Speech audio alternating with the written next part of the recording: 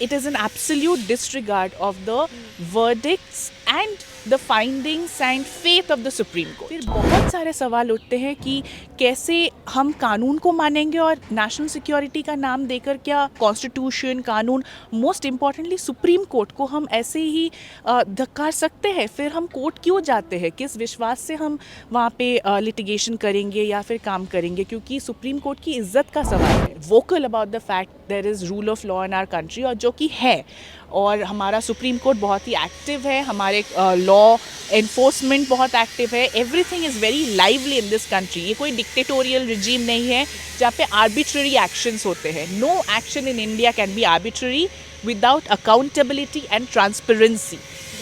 And ये बात इसी बात पे बहुत ही हमें वरीसम लग रहा है कि it's going to have multiple effects. नमस्कार, आदाब. मैं खुशबू अख्तर, आप देख रहे हैं पिलपिल न्यूज़. आज हम एक ऐसे मुद्दे पर बात करने के लिए जुड़े हैं जिसे सुनकर रूह कांप जाती है. बीते दिनों एक खबर सामने आई जिसमें 43 रोहिंग्या रिफ्यूजियों को आंख पर और हाथ में पट्टी बांधकर समंदर में छोड़ दिया गया, जिसमें 70% महिलाएं और बच्चे शामिल थे. और सबसे हैरान करने वाली बात ये भी थी कि कैंसर के पेशेंट भी उसमें शामिल थे. ये सुनकर दिल सहर जाता है. आज रोहिंग्या पर सालों से उनके हक के लिए लड़ रही वकील उज्जैनी मौजूद हैं, जिनसे हम समझने की कोशिश करेंगे कि क्या स्थिति है इस वक्त जब ये पूरी दुनिया उन 43 जिंदा लोगों का तमाशा देख रही है. आप कई सालों से रोहिंग्या के लिए लड़ रही हैं. क्या लगता है कि ये जो PIL सामने आई है, अगर ये सामने नहीं आती तो क्या ये मुद्दा सामने आ पाता? ये सिर्फ डिपोटेशन का इशू नहीं है, ये अनलॉफुल डिपोटेशंस, अगर डिपोटेशन हम इसे टर्म भी देंगे तो ये जो PILs है वो कई सालों से सुप्रीम कोर्ट के आगे पेंडिंग है और सुप्रीम कोर्ट उन्हें सुन रही है. कुछ 2021 के अप्रैल के टाइम एक ऑर्डर आया था Salimullah versus union of India में, जो कि एक इंटरिम ऑर्डर था जब तक सारे केसेस फाइनली एडजुडिकेटेड ना हो जाए.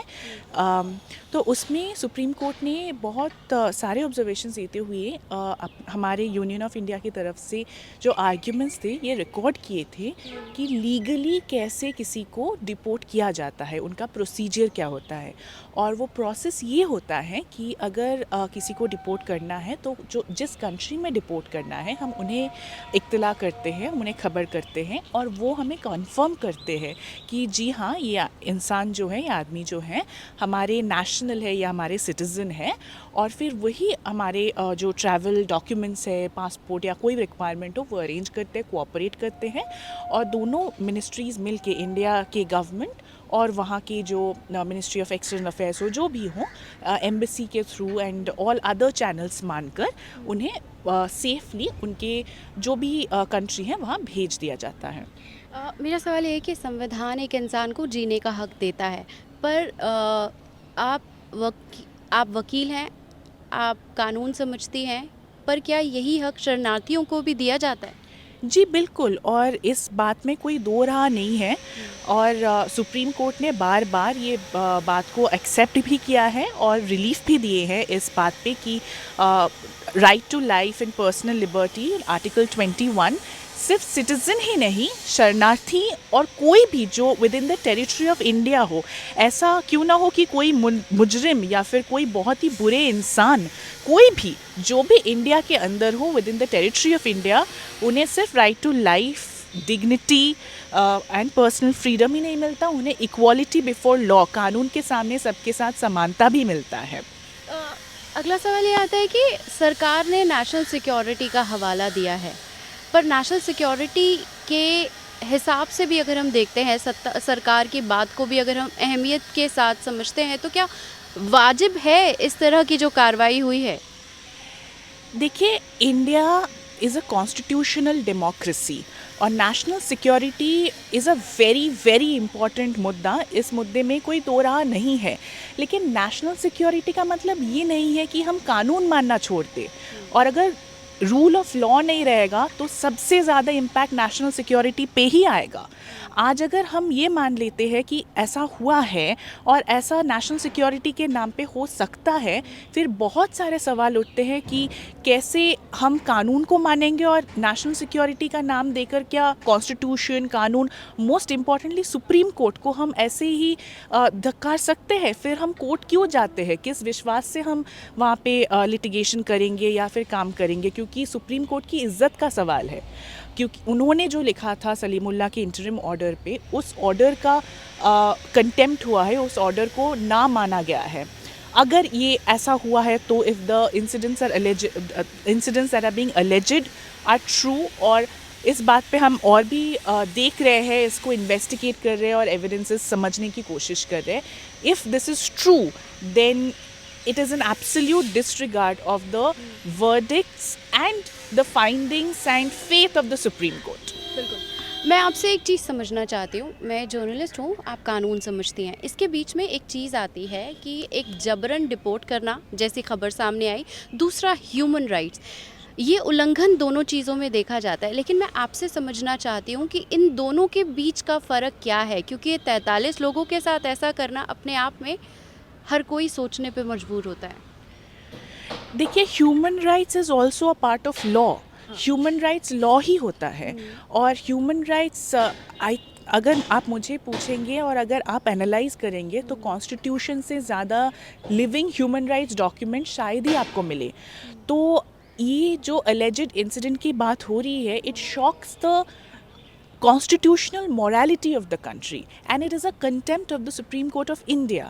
So ये सारी बातें कहीं जाकर मिल जाती हैं। ऑफ कोर्स एज अगर हम कानून आई मीन लॉयर्स ना हो तो शायद हम ये कहेंगे कि ये जो हुआ हमें डरा देती है, और ये जो हुआ इसका हमें डर लगता है कि हम किस सोसाइटी में जी रहे हैं। बेसिकली हम यही पूछ रहे हैं ना कि रूल ऑफ लॉ का क्या हुआ है, कैसे कानून माना जा रहा है, और बात घूम फिर कर वहीं आती है कि कानून का पालन हुआ है या नहीं हुआ है।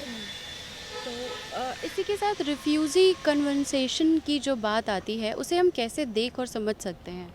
देखिए, रेफ्यूजी कन्वेंशंस जो है 1951 की, इंडिया इसकी पार्टी नहीं है। हालांकि इंडिया इनके ड्राफ्टिंग में बहुत ही ज़्यादा पार्ट ली थी, लेकिन for various reasons, one of them definitely being national security and also another reason जो हम इंडिया ने कहा था, और to an extent I also agree with India, union of India, that हमारे कंट्री के अंदर ही काफ़ी कानून है और हमें किसी बाहर के कानून की ज़रूरत नहीं है।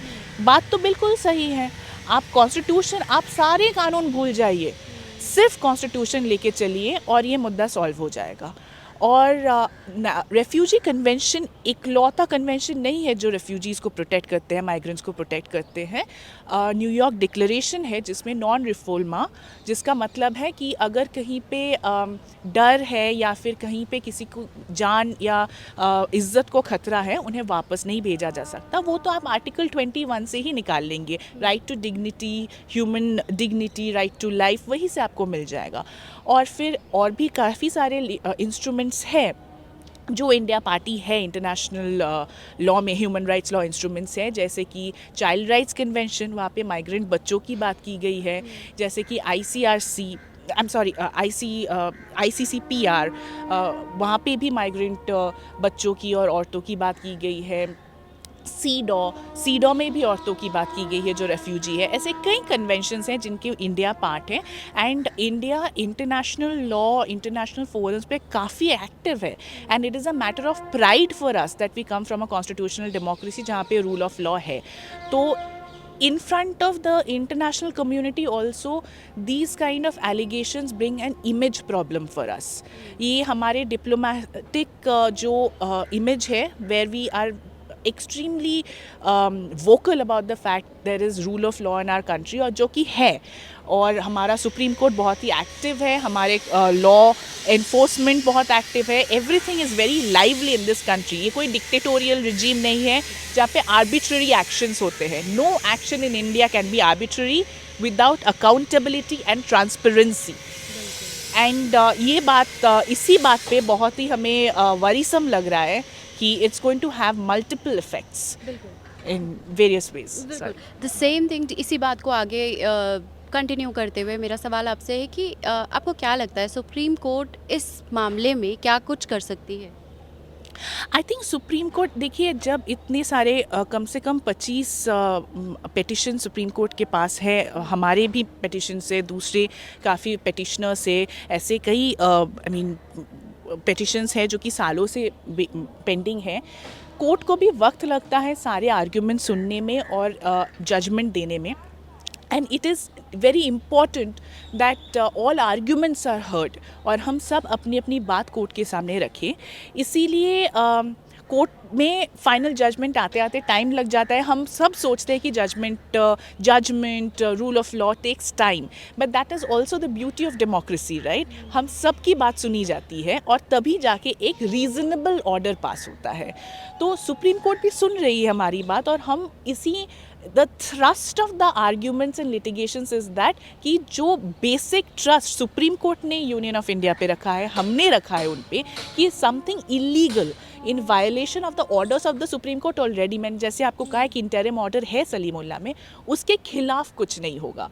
तो सुप्रीम कोर्ट ये कर सकती है कि ये मॉनिटर करे कि कंटेम्प्ट ऑफ कोर्ट ना हो, ये मॉनिटर करे कि ऐसे इलीगल काम ना हो, एंड इस बात पे हम ज़रूर सुप्रीम कोर्ट के सामने अपने अपने पॉइंट्स रखेंगे, and we will try and see what is the best legal remedy in a situation like